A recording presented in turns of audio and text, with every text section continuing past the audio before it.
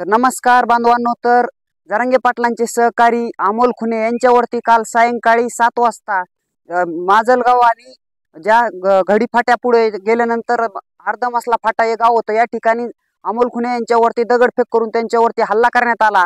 तर हा हल्ला नेमकं कोणी केला आणि का केला हे सर्व मी आजच्या व्हिडिओमध्ये तुम्हाला सांगणार आहे। त्यामुळे सर्वांनी हा व्हिडिओ शेवटपर्यंत पहा आणि आपल्या प्रत्येक मराठा बांधवापर्यंत शेअर करा।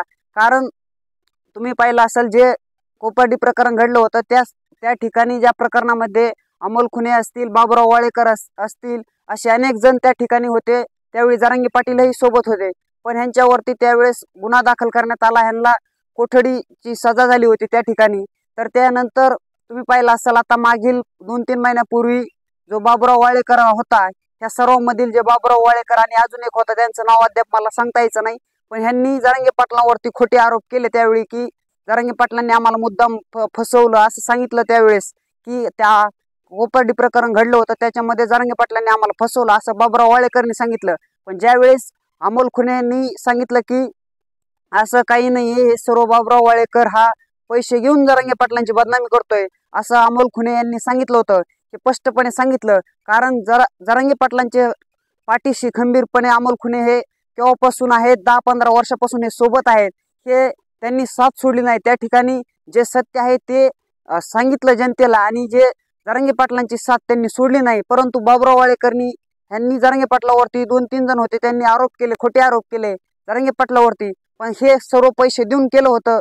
बाबुराव वाळेकर यांना सर्वांना पैसे दिले होते, पण अमोल खुने यांनी पैसे अद्याप घेतले नव्हते असं।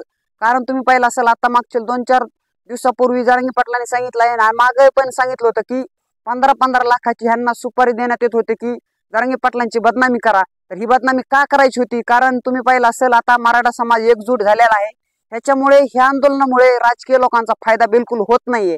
कारण काय होतंय की मराठा समाज सर्व जरांगे पाटलांच्या बोलण्यावरती चालत आहे। राजकारणी लोक किती बोलले तर त्यांच्या पदरात मतदान हे मराठी काय आजकाल द्यायला तयार नाहीत। म्हणून मग जरांगे पाटलांना कसं डॅमेज करायचं, तर डॅमेज करण्यासाठी ह्यांचा प्रयत्न चालू होता। त्यानंतर मॅनेज तर होत नाहीत जरांगे पाटील, ह्या कारणामुळं ह्यांनी काय केलं की एक कट रचला की जरांगे पाटलांना बदनाम कसं करता येईल आणि आपल्याला मतदान कसं मिळेल, यासाठी राजकारणी लोकांनी हा प्लॅन, हा षडयंत्र रचलेलं होतं। कारण तुम्ही पाहिलं असेल तो अजय बारसकर असेल, तो काही बोंबलतो, काही बकळतो, तो अजय बारसकर तो पैसे घेऊन बोलतो, हे तुम्हाला मी अजून स्पष्टपणे सांगतोय। हे सर्वांना पैसे दिले होते, पण अमोल खुने यांनी पैसे घेतलेले नाहीत असं मला एक ठराविक वाटतं। कारण त्यावेळी त्यांनी प्रामाणिकपणे जरांगे पाटलांच्या पाठीशी खंबीरपणे उभा राहून जी काय सत्य भूमिका होती, जे आरोपी म्हणजे जे कोपर्डीचं प्रकरण घडलं होतं त्या बाबतीत सर्व गोष्टी सत्य काय आहे ते अमोल खुने यांनी सांगितलं, म्हणून हाच राग ह्यांनी धरून ह्यांच्यावरती हल्ला केला असावा, एक माझं एक वैयक्तिक मत आहे। नाही तर जे अमोल खुने यांनी, कारण वारंवार जरांगे पाटलांचे जे सहकारी आहेत त्यांच्यावरती हल्ला करण्यात येतो आहे, कारण जरांगे पाटलांची कोणीतरी साथ सोडली पाहिजे, कारण जरांगे पाटलांना समाजापासून दूर केलं पाहिजे। कारण जर जरांगे पाटलांच्या सहकार्यामध्ये जरी भीती घातली तरी मग जरांगे पाटील एकटे पडतील आणि त्यांच्यावरती हल्ला करता येईल असा ह्यांचा एक षडयंत्र असावं। कारण हळूहळू तुम्ही पाहिलं असेल मागच्या वेळेस गंगाधर काळकुटे यांच्या गाडीवरती हल्ला करण्यात आला होता, एकदा नाही तर 2-3 वेळेस त्यांच्यावरती हल्ला करण्यात आला, त्यांच्या गाडीवरती दगडफेक करण्यात आली गंगाधर काळकुटे यांच्यावरती। कारण असं हे वारंवार आता हे अमोल खुने यांच्या बाबतीतही घडलं, कारण हे मुद्दामून असं का करत आहेत की जरांगे पाटलांचे जे सहकारी आहेत त्यांना दूर करायचं आहे, कारण की ज्या सहकार्याच्या मनात भीती निर्माण झाली पाहिजे की नको बाबा आपल्याला जरांगे पाटलांच्या सोबत नको, आपल्या जीवाला धोका आहे असं वाटून त्यांनी जरांगे पाटलांची साथ सोडली पाहिजे, असं ह्या जे लोकांचे षडयंत्र आहे त्यासाठी हे सर्व प्रयत्न चालू आहेत, हे समाज बांधवांनी लक्षात घ्यावं।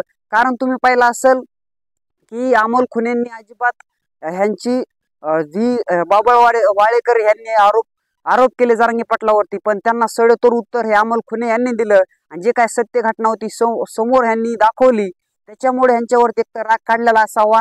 कारण एकतर जरांगे पाटलांचे हे सहकारी आहेत लय दिवसापासून, म्हणून यांच्यावरती मुद्दामून दगडफेक करण्यात केलेली असावी, एक आज माझं वैयक्तिक मत आहे। आणि ह्या घटनेची पूर्णतः पोलिसांनी चौकशी घ्यावी, पूर्ण गांभीर्याने घ्यावं, कारण हे गोष्ट पूर्ण मराठा समाजासाठी खूप सर्व मराठा बांधवांनी याची दखल घेतली पाहिजे आणि मराठा बांधवांनी ह्याचा शोध सुरू करण्यासाठी पोलीस प्रशासनाकडे मागणी केली पाहिजे वारंवार।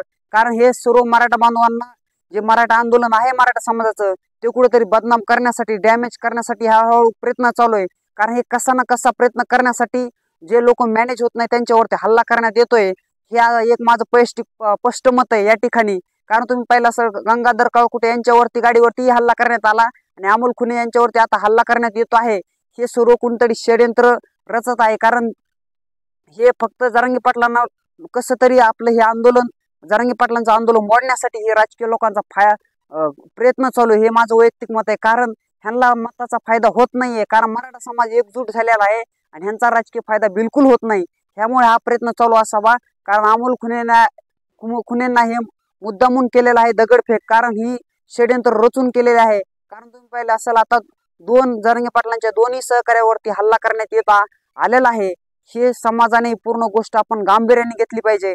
हा मुद्दामून केलं जातंय आणि हे सर्व त्यांचा राजकीय स्वार्थीपणा साधण्यासाठी हा प्रयत्न चालू आहे। हे असं एक माझं वैयक्तिक मत आहे आणि पोलीस प्रशासनाने ह्याच्यावरती गांभीर्याने दखल घेतली पाहिजे।